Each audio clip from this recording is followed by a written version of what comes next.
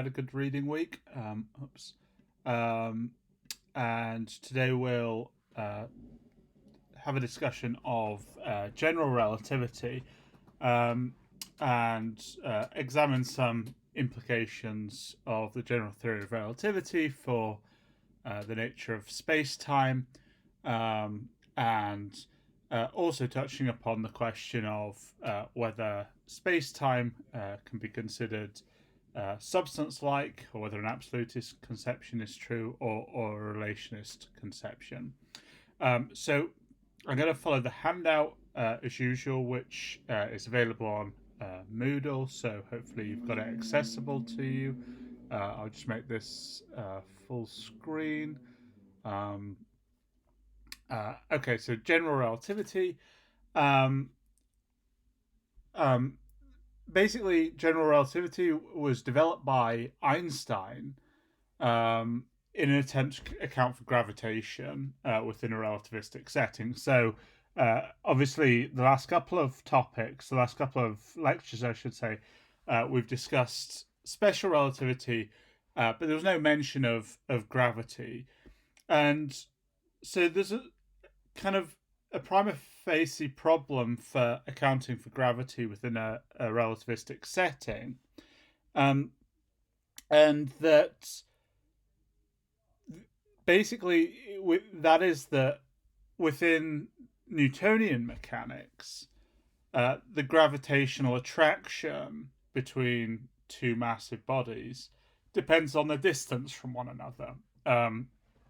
So, for instance, the Sun exerts a greater gravitational force on Mercury than it does on Neptune, because of the distances between the objects, the two massive objects. So the problem is that, as we've seen in special relativity, distance is not an absolute notion, spatial distance, that is. Rather, it is defined relative to a Lorentz coordinate system, or an inertial frame. So, we've seen that this is a phenomenon of length contraction, so that different frames aren't going to agree on the spatial distances between objects. But gravitational influence, seems like something that might be absolute. It doesn't seem to vary. The sort of gravitational influence that you observe one object having upon another doesn't seem to vary depending on what frame of reference you're in. Another puzzle is that in Newtonian mechanics, gravity acts instantaneously, but of course, via the limiting role of light in the special theory of relativity, causal influences and gravitational influence seems to be a causal influence, are, at least it does within Newtonian mechanics, are limited to the speed of light. Okay, now the way that general relativity deals with gravity is basically just to deny that there exists a gravitational force. So there is no force. So it's unlike electrostatic forces, and nuclear forces. It's just not a force. Rather, we understand what appear to be the effects of gravity in terms of the structure of space-time, in particular in terms of space-time curvature. And the idea is that massive objects induce space-time curvature, and that explains why objects behave as though they were subject to some gravitational force. So gravity is nothing over and above the distortion of space-time by mass. So greater masses distort space-time more. So the Sun, for instance, distorts space-time more than the Earth does.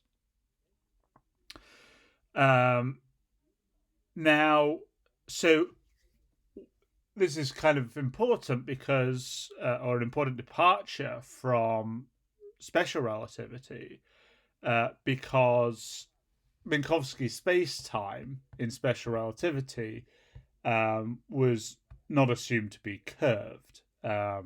so it wasn't assumed to have mass-induced curvature. And so what we see in general relativity is that we've got a curved space-time. The curve is variable because that is to say it'll differ in different regions of space-time depending upon the mass that's present in those regions of space-time.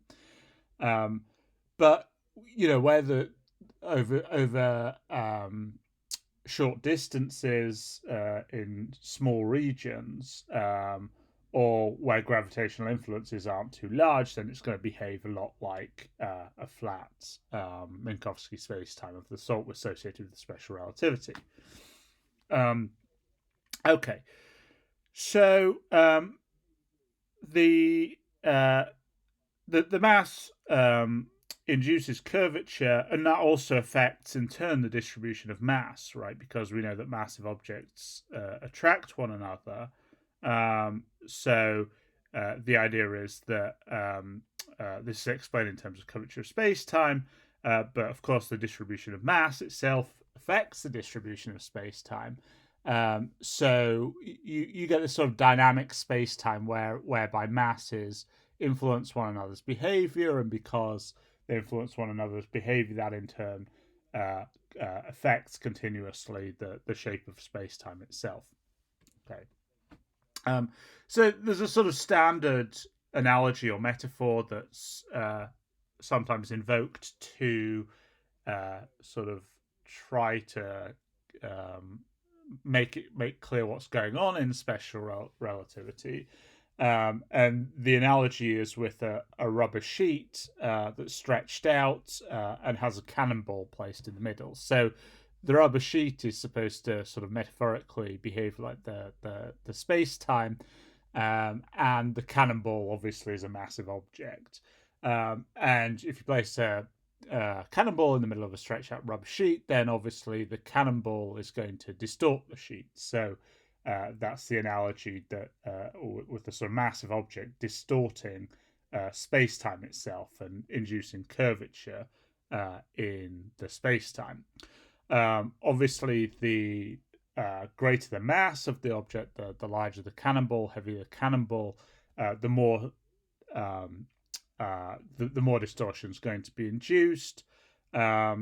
And moreover, so imagine that you had not one cannonball but a bunch of cannonballs. Then obviously there's going to be a kind of interaction, so that the initial locations of each cannonball on the sheet is going to affect the distortion of the sheet, is going to influence how the sheet is distorted, how it's shaped, how it's curved.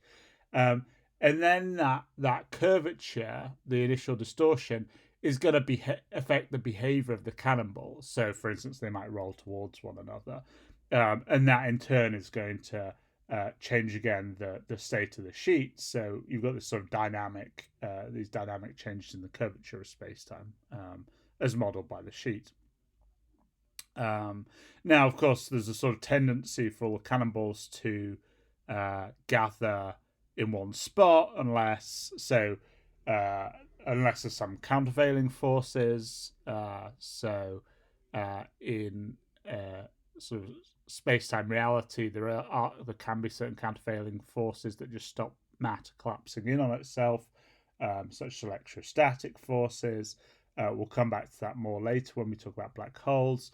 But what's also important is their initial velocities. So if they have sufficient initial velocity, then they might escape this effect of sort of whereby all the mass sort of ends up located in the same place, and that's a large part of the explanation for why our universe at the moment isn't all just collapsed in on itself.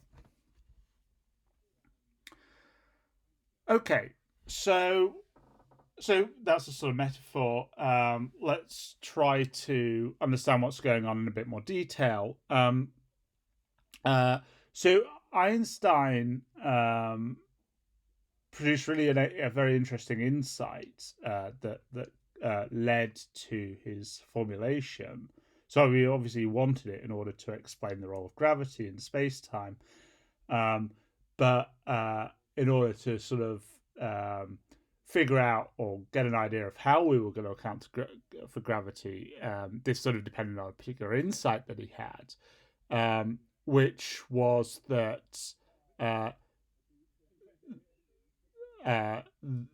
objects in free fall under gravitational influence are actually going to behave in much the same way as objects that are simply drifting inertially through space, which turns out to be surprising, as we'll see. So, to see this, just consider a sort of thought experiment, or you can perform this as an actual experiment. NASA does.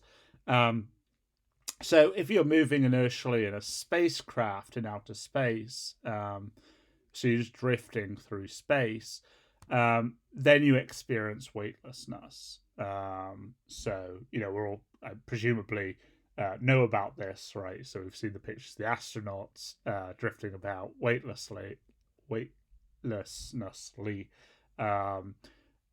So it seems they've got an absence of normally we'd say they have an absence of gravitational force acting upon them, and that explains the fact that they drift about weightlessly. Now, actually, NASA trains astronauts for this experience using a plane known as the Vomit Comet, which gains altitude, so travels within the atmosphere of the Earth, but gains altitude and then goes into free fall. So the engines cut essentially, and during the period of free fall, the passengers experience weightlessness, just as they would if they were drifting inertially in outer space. Now, besides training astronauts, you can also use these planes for experiments. And it turns out that the results of all experiments conducted in the freefall stage of the plane trip are exactly the same as when the same experiments are conducted in an inertially moving spacecraft in outer space. So this should hopefully remind you of the principle of Galilean invariance. So Galileo's observation that experiments in an inertially moving ship produce identical outcomes to those conducted in the ship at rest, at least at rest with respect to the shore. Okay, so that's pretty interesting. A second insight is that so suppose that you're not drifting inertially through outer space in a spacecraft, but rather the spacecraft is accelerating, right? So the rockets are on. Then actually you'll no longer get the sort of weightlessness feeling, right? So if the kind of bottom of the spacecraft is accelerating towards you under the influence of the rockets, then you're not going to get this weightlessness feeling. And I guess depending upon the acceleration, you could just stand on the bottom of the spacecraft. And basically, what it's going to be like if you're in that situation is, obviously it depends on the extent of the acceleration, is going to be like standing on Earth, right? So in both cases, you experience weight. So when standing on Earth, you experience weight that's directed towards the center of the Earth. When in a uniformly accelerating spacecraft, you experience weight in a direction opposite to the direction of travel. And indeed, provided the acceleration's right in the spacecraft, the outcome of any experiment performed on the surface of a massive body like Earth and one in the spacecraft is going to be identical. So we have an equivalence between what happens when you're in free fall near the Earth, right? So what would normally describe as being in free fall under gravitational influence, and drifting inertially through space. And we also have an equivalence between standing on the surface of the Earth and, on the other hand, accelerating through space under the influence of the force exerted by the rockets of the spacecraft. Okay, now the fact that any outcome of any experiment performed in free fall. So there's basically putting these two things together. Firstly, the fact that the outcome of any experiment performed in free fall in a uniform gravitational field will have the same result as if carried out in an inertially moving laboratory in empty space, and the fact that the outcome of any experiment performed on the surface of a massive body will produce the same outcome as one performed in a spacecraft, accelerating uniformly at an appropriate rate. This is known as the strong equivalence principle. And it's highly suggestive, right? So it suggests that, in some sense, the free fall state in the vomit comets, say, and the state of inertial movement in space are in some sense the same, and that the state of standing on the surface of a massive body like Earth and the state of being accelerated uniformly through space are also in some relevant sense the same. Now, specifically, and here's Einstein's insight, it suggests that someone standing on the surface of a massive body is accelerating under the influence of a force in the direction opposite to the Earth's center, just like the person in the spacecraft accelerating is experiencing force in a direction opposite to the direction in which they're experiencing the weight. So force away from the bottom of the spacecraft. So this suggests they're both accelerating under the influence of a force. On the other hand, it suggests, surprisingly, that someone in free fall in a uniform gravitational field is moving inertially, right? Which is quite unlike what Newtonian mechanics says, because Newtonian mechanics says they're actually accelerating under the influence of a force. But now what's been suggested by the strong equivalence principle is that that's not the case at all. They're moving inertially under the influence of no force, right? And this is connected with the idea that gravity isn't a force. So in Newtonian mechanics would have said the person in free fall was accelerating under the influence of gravity. In general relativity, we say that they're not accelerating, they're moving inertially, and there is no gravitational force correspondingly. Okay, so how do we understand this? Well, basically, the understanding is in terms of the structure of space-time itself. Well, first of all, we need to think about the notion of a straight line. So a straight line in a curved space-time, like general relativistic space-time, is just not the same sort of thing as a straight line in Euclidean space. I mean, the talk of straight line when it comes to a curved space-time is like maybe slightly metaphorical. The sort of more appropriate term is a geodesic. A geodesic basically describes the shortest path, or the path of shortest length, between points in a space-time. Where the space-time is curved, then relative to the lines of Euclidean space, those geodesics are going to look curved. So if we think of the Earth's surface, so if we think of that as a sort of two-dimensional space, then the lines of longitude on the Earth's surface are geodesics. So they're paths of shortest length between points on the Earth's surface. Now, we've got to be a bit careful here, right? So we don't simply, when it comes to GTR, we don't simply define geodesics as paths of the shortest interval, right? If you remember the interval measure. So we don't simply define these paths as paths with the shortest interval measure.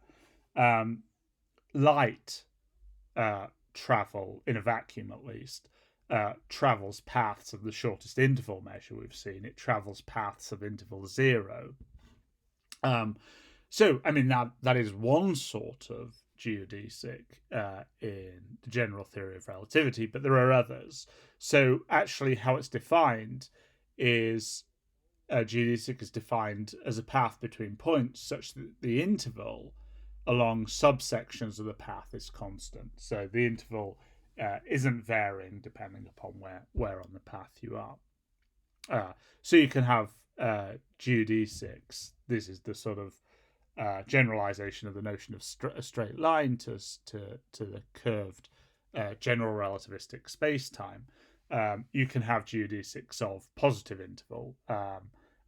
Light is the thing that travels the geodesics of 0 interval.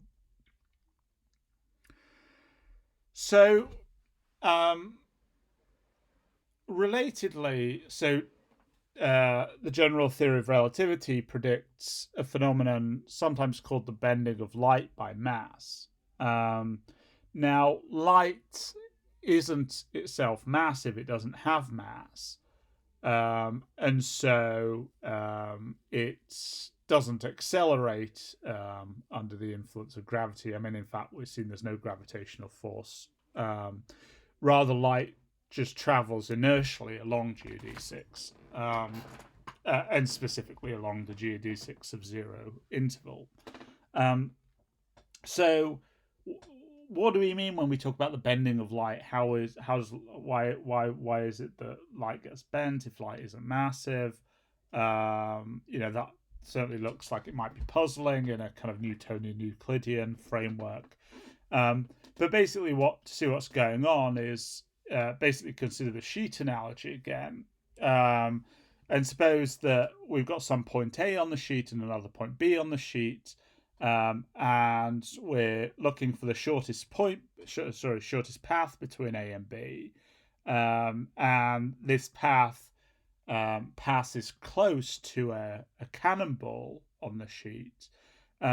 Then this shortest path is going to curve around the cannonball, just because of the distortion of space-time or of the sheet in the vicinity of the cannonball. And this curve will be apparent to observers at A and B, which might be supposed to be on relatively flat parts of the sheet. Now, this bending of light by mass led to perhaps the most famous empirical confirmation of the general theory of relativity. So, because of the distortion effect of mass on space-time, GTR predicts this bending of light by mass, and this has in fact been empirically verified. So specifically, obviously, the sun is a massive object. So GTR predicts that the sun will bend light, and specifically that stars that emit light rays that pass near to the sun on their way to Earth would appear to be slightly shifted due to this bending of light by the sun. Now, you can only observe this bending effect during eclipses, because otherwise the light from the sun just overwhelms the light emitted by the stars. So what happened in 1919 is that the Royal Astronomical Society sponsored a trip by a team led by Arthur Eddington to travel to Principe to observe an eclipse of the sun. Basically, they observed and photographed the eclipse, and they were in particular interested in the light emitted by a particular cluster of stars in the region of sky around the sun. And what they observed was that, in fact, this particular cluster of stars looked shifted relative to where they you'd expect them to appear if Newtonian mechanics were true, and so this shift corresponds to the bending of light predicted by the general theory of relativity. So this was taken as a fairly decisive confirmation of that theory. Now, so one thing that's interesting about this is that he has quite big influences on how we think about space-time. So if you think about Minkowski space-time, well, light plays an important role in the structure of Minkowski space-time. So consequently, if mass bends light and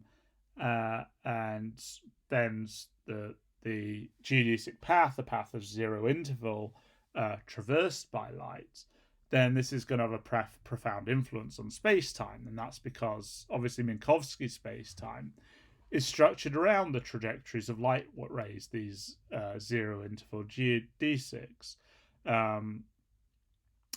So not only do these define paths of zero interval, they also define the absolute past, absolute future, and absolute elsewhere of every point in space-time. So those, if you recall, are defined in terms of the light cone. So if the light cone is bent by mass, then this is going to have a profound influence on what counts as absolute past, absolute future, and absolute elsewhere.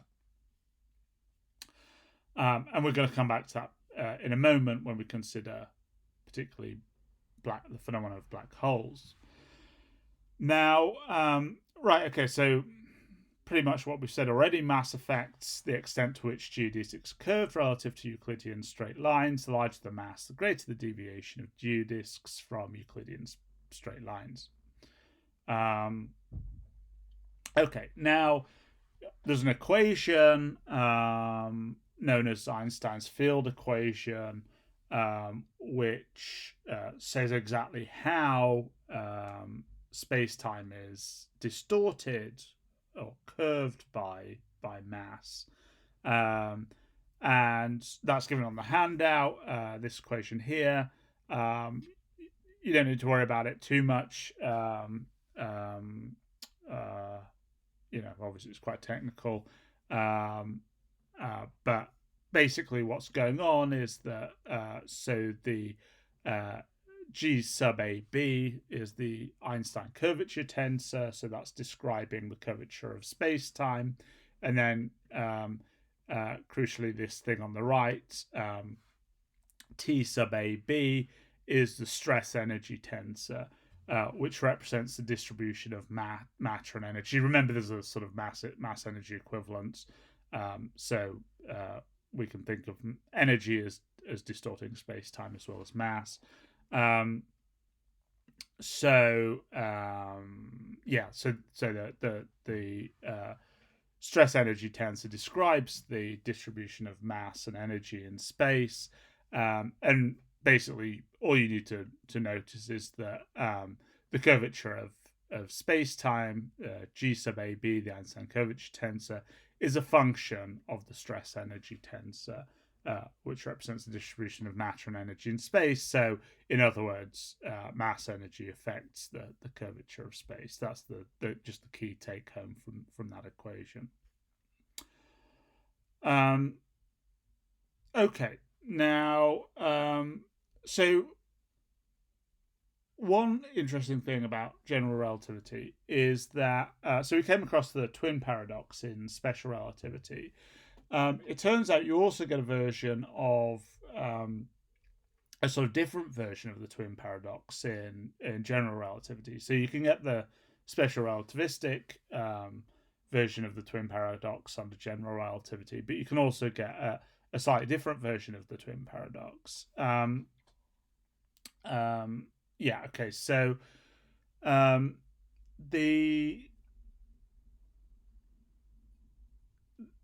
So in so we saw in special relativity. So when we're considering Minkowski space-time in the context of special relativity, was the straight line trajectories through space-time, inertial trajectories through space-time, are the ones that have maximal interval, which is the sort of length measurement, the space-time length measurement in special relativity. Whereas those that are bent or curved have shorter interval. So that's what led to the twin paradox in special relativity. So one twin continued to move inertially, and the other twin, accelerated away and then accelerated back, and due to the accelerations, traversed a curved world line, and the curved world line has a shorter interval than the non-curved world line. So we found that the twin who moved inertially, more time had elapsed on her clock than for the one who moved non-inertially. Okay. Now, in special relativity, just like in Euclidean space-time, if two paths through space-time are going to move away from one another and then reconverge, then it's going to be necessary that at least one of them isn't straight, right? So at least one of them has to correspond to some acceleration. But actually, so I mean, one of the twins accelerated away and accelerated back, and that's how they got to re-meet, because of the second acceleration. But actually, in general relativity, you can have the equivalent of straight lines, GD6, that meet occasionally, even though they are GD6. Neither corresponds to an acceleration. They're both inertial trajectories. So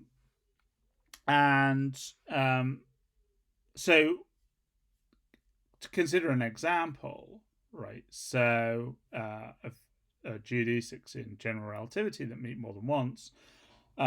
Consider you've got two satellites orbiting the Earth's equator.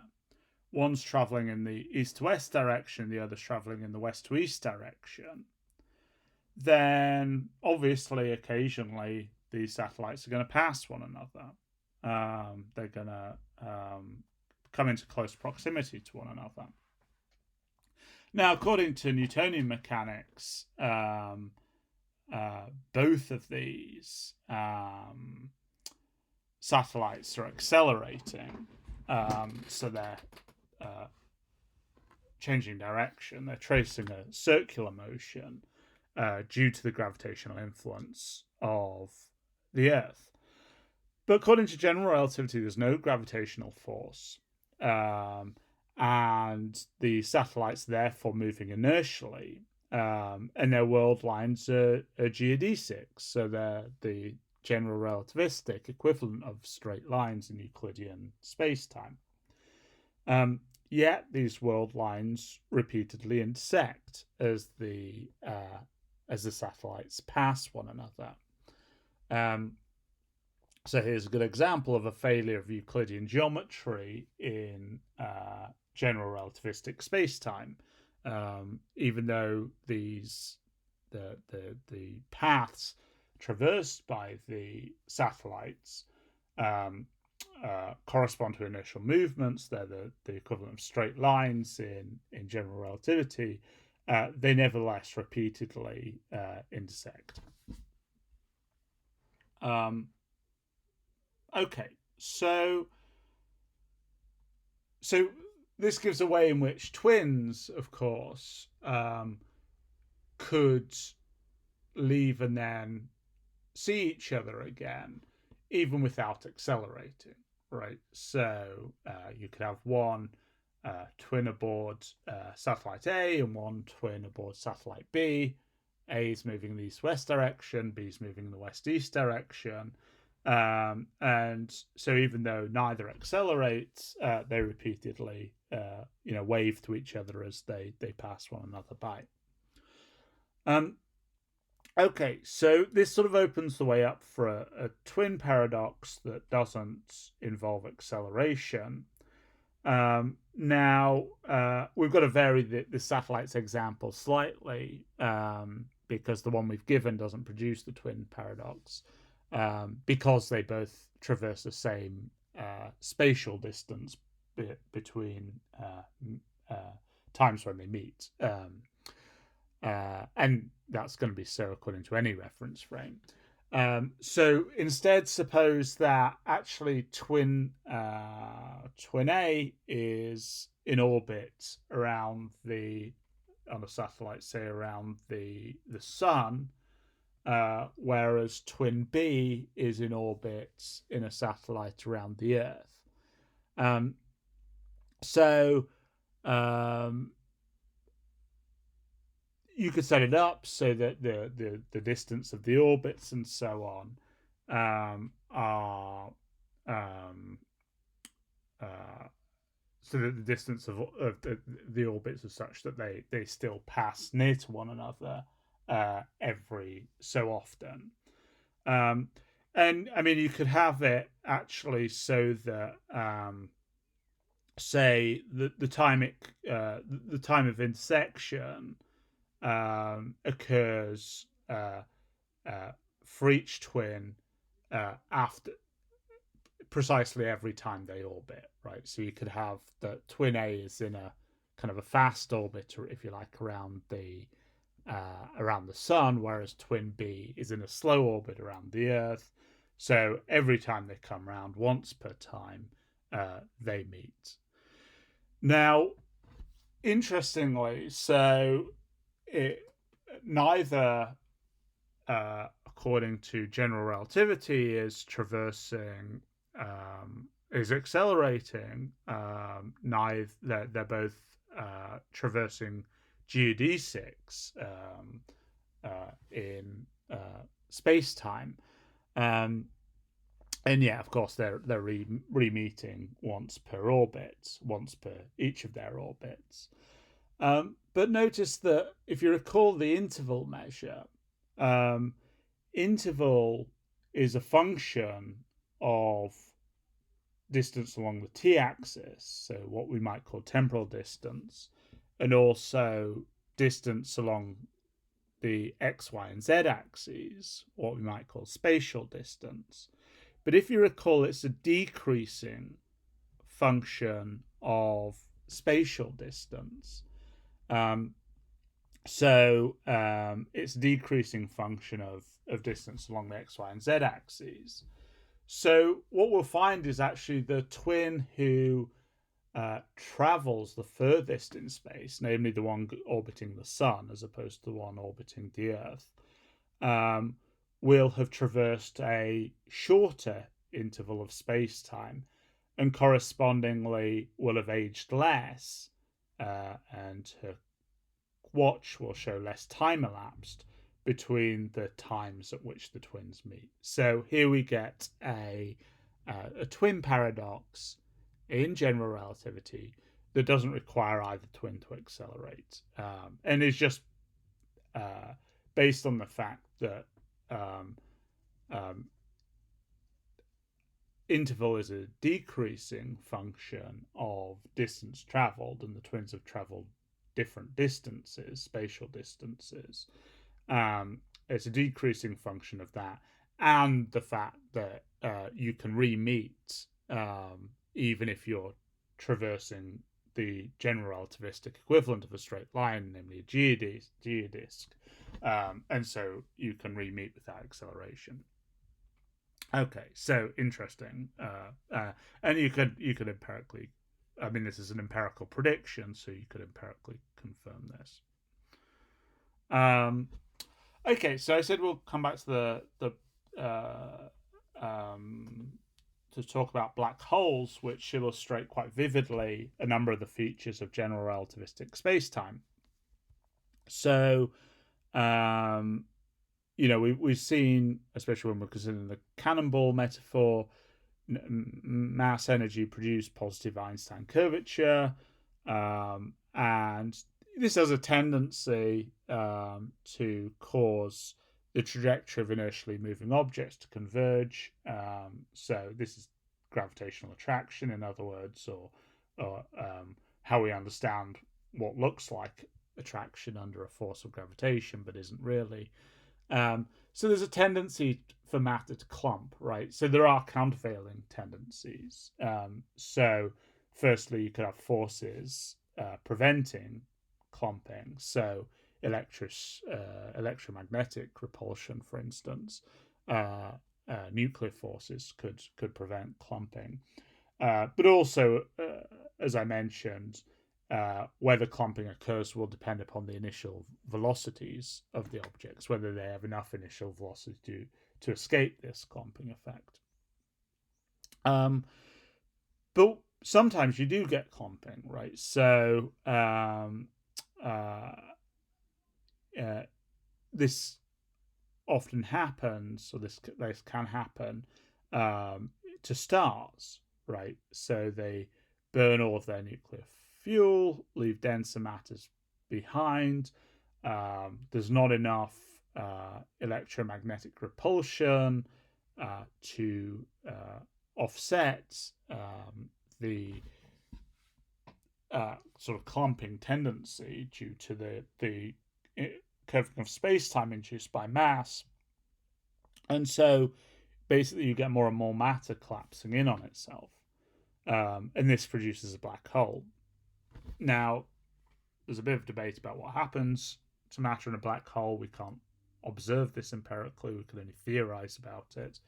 The orthodox view is that a so-called singularity is produced. A dimensionless point of infinite density is created, which is rather hard to think about. But that's the orthodox view of what happens. Now, the mass of a black hole obviously bends space-time, bends light, in rather dramatic fashion. And basically, so if you'll sort of notice these effects if you're reasonably close to a black hole. As you get closer and closer, the bending becomes more dramatic. It's just like, I suppose, the cannonball on the sheet. So you might everywhere on the sheet you're going to notice the some bending due to the cannonball, but it's going to be accentuated as you get nearer to the cannonball.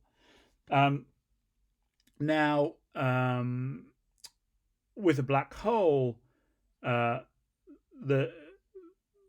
bending is such that if a light source is close enough to the black hole, then light emitted from that source can't escape the black hole, but just travels towards the singularity. So this is illustrated in Figure 1. So we've got a bunch of light cones correspond to various points in space-time. So the ones sort of on the far right, there's not particularly much influence of the black hole. Then as we move, and same for the ones on the far left, then as we move a bit towards the black hole, there's a bit more bending of light, which increases as we get closer and closer to the black hole. And as we get very close, we get to a point where light can't escape from the black hole, but just travels towards the singularity. And the distance at which light can no longer escape is known as the event horizon. So essentially, it's the point at which the curvature of space-time is sufficient that all light will just curve in towards or be bent in towards the singularity, so that none can escape. That's known as the event horizon. It's represented as the dotted line in Figure 1. And so within the event horizon, all light, and therefore the trajectory of any object, because that always must be within the forward light cone, just terminates at the singularity. And in orthodox general relativity, space-time itself, in a sense, comes to an end at the singularity. Okay. So this sort of notion, interestingly, this sort of notion that space-time ends or has boundary at the singularity makes it natural to wonder if space-time also has a beginning at the singularity, at a singularity, and that's the Big Bang hypothesis, which is consistent with the observed current expansion of the universe. So basically, if you consider a sort of time reversal of that expansion, a sort of rewound version, then one gets an increasingly dense universe as one goes back in time, with the ultimate result of initial singularity that arguably constitutes the beginning of space-time itself. Okay, so we've seen some of the crucial features of general relativity. So, I mean, I suppose sort of a natural thing is to wonder about, given the sort of way that much of the debate's been framed this term, about the implications for whether space-time is absolute or relational. Now, there are some features that carry across from special relativity to general relativity. So obviously we still use the space-time interval measure. It still looks like, you know, spatial distances aren't invariant across reference frames, but we still have an interval measure, which is maybe an absolute feature of space-time. So you might take that as evidence that space-time does have some absolute structure. Likewise, in general relativity, we don't have a notion of absolute position or absolute velocity, but we do have a notion of the difference between a geodesic, which corresponds to an inertial path, and a non-geodesic path through space-time, which would correspond to an acceleration. So maybe we have a difference between inertial velocity and acceleration in the same way we did in Galilean space-time and in special relativistic space-time. We talk about the curvature of space-time, so, you know, we seem to be attributing properties to space-time as though it were a substance. Although, you know, it might be that the relationist would want to try and explain away that talk and say, you know, it's useful to speak as though space-time were a substance with these properties, but strictly speaking, we don't need to actually do that. We could just speak relationally and do away with the notion of space-time itself as an independent reality. Now, a lot of these issues are taken up in some of the further readings for this topic. So, if you're interested, then it's well worth pursuing those. There is a sort of very specific argument that's been invoked in the context of general relativity that seems to have a bearing, or a fairly direct bearing, on the absolutist versus relationist debate. And this is the so-called whole argument. So I'm just going to go through this fairly briefly. It's quite technical and difficult.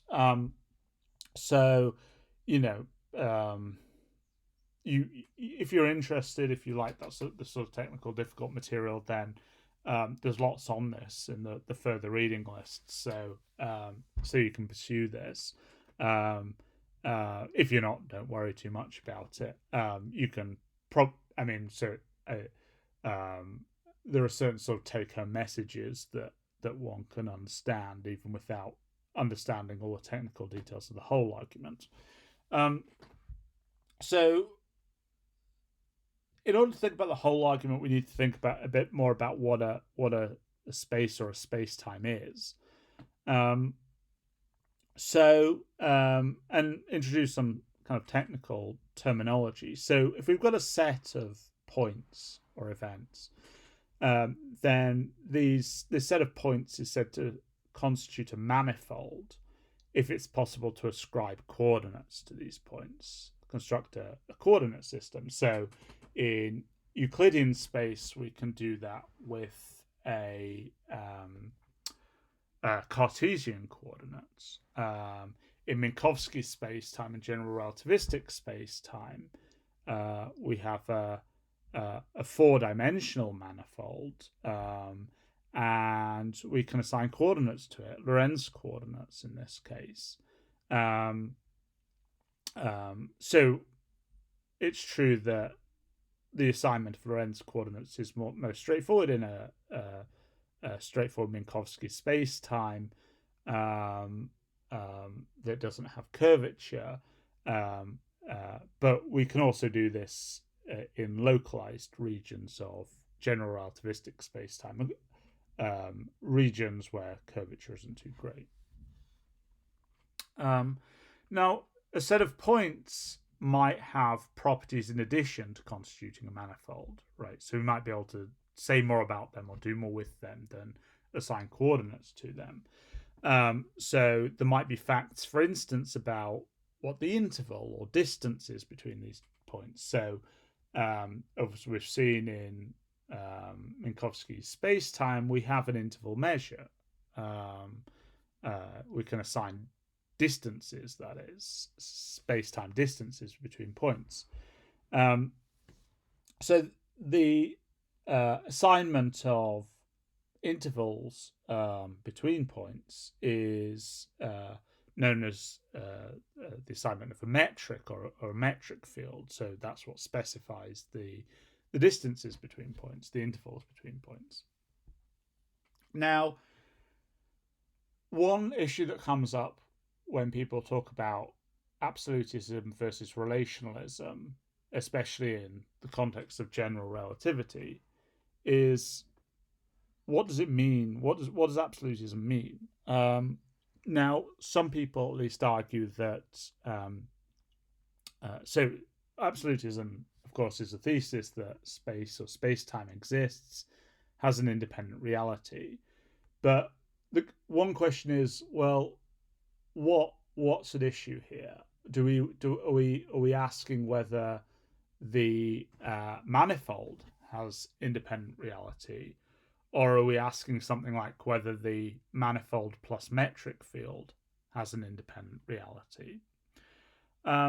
Now, so you might say, well, okay, maybe the manifold is the thing that needs to have the independent reality if we're to say that absolute space-time is absolute. And that's because, the metric field, it's defined on a manifold. It looks like a property that's attributed to the manifold. And also you might think that, well, especially in general relativity, the metric field is something that's not independent of mass. And mass was supposed to be the sort of stuff that was the contents of the container that was space-time. And so if the metric field isn't independent of the mass, then really when we talk about absolutism versus relationalism, the sensible tactic for the absolutist would be to say that, well, what the question is whether the manifold is absolute, not whether the metric field is too. Okay, so this leads to a view discussed in the further reading, known as Manifold Substantivalism, which I guess is the sort of substantivalism that is popular when it comes to general relativity.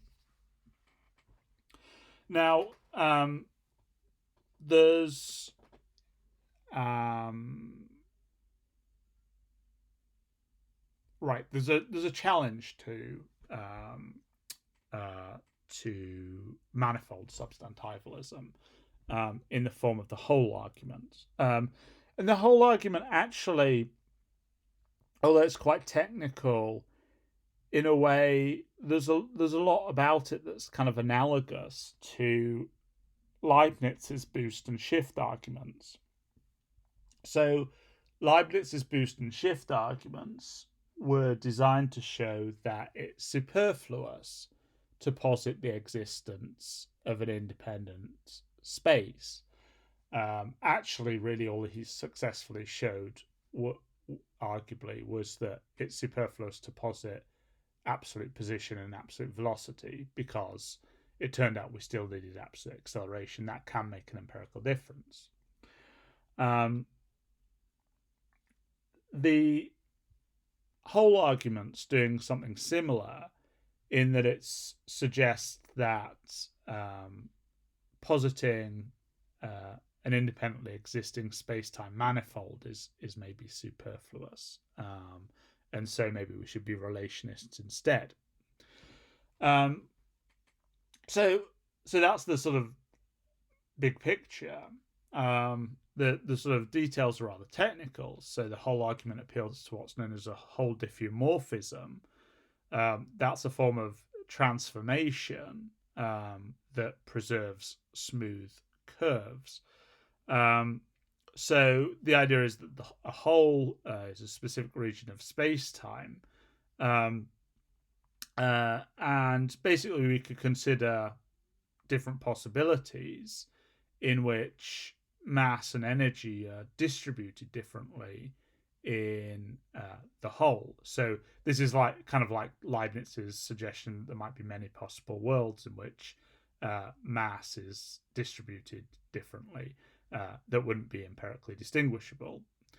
Now, the idea is that if we vary our posits about where the mass and energy lie in this region of space-time in the whole, then that won't have empirical consequences so long as we also alter the space-time metric appropriately.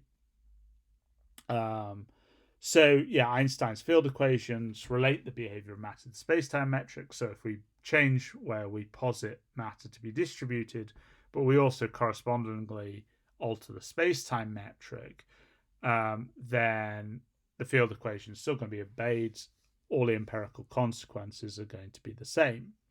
So we've got empirical indistinguishability between the two hypotheses, and it turns out there are infinitely many ways you could do this, right? So you could posit that within this space-time region, mass energy was distributed in any one of infinitely many possible ways, provided you also posited that the space-time metric were different, correspondingly different for each of these ways, to preserve empirical indistinguishability.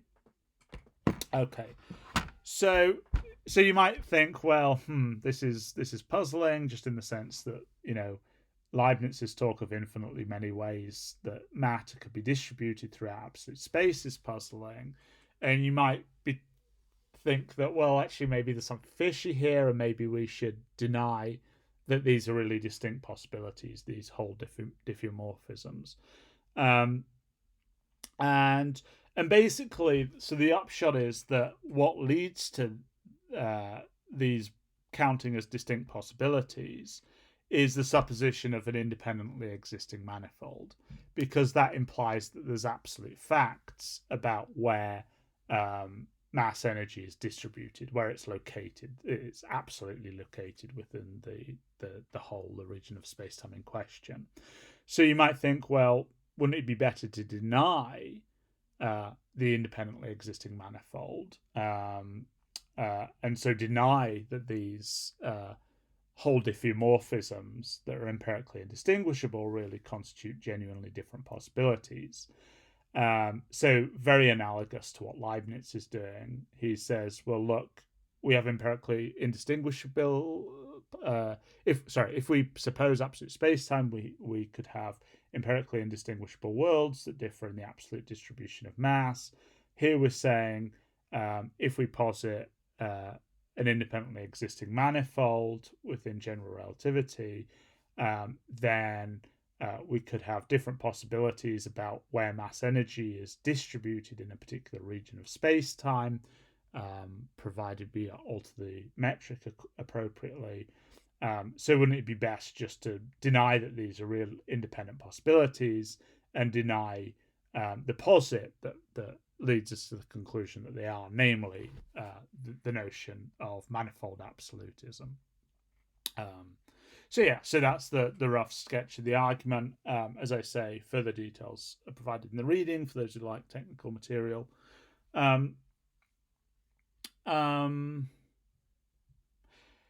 there are sort of ways of responding to it. And again, I'd encourage you, if you're interested in this, to look at the further reading. So again, it can get quite technical, but basically, broadly speaking, one possible response is to say that yes, space-time points are absolute, they do have existence, but to deny that their identity is independent of the metric field. So they do exist, but which point is which depends upon the metric field. So so the idea, roughly speaking, would be that because Hall diffeomorphisms don't alter the role of each space-time point according to the metric field, then actually the Hall diffeomorphisms don't really correspond to different ways in which mass energy is distributed absolutely. And so they're essentially denying that this manifold substantivalism really yields genuinely different possibilities for where mass energy could be distributed. So this is one way of attempting to resist the whole argument. Okay, but we're out of time, and as I say, things can get rather technical if you want them to. There's more material on this on the further reading list. I've tried to present sort of the upshots, the sort of take-home messages of these arguments, rather than going through the technical, the formalism in detail, because obviously that would probably take a whole lecture in itself. Okay, so that concludes our discussion of general relativity, and I hope you all have a good week. I'll see some of you, speak to some of you in the seminar. Otherwise, I of course, there'll be another lecture to view next week. So have a good week, and goodbye.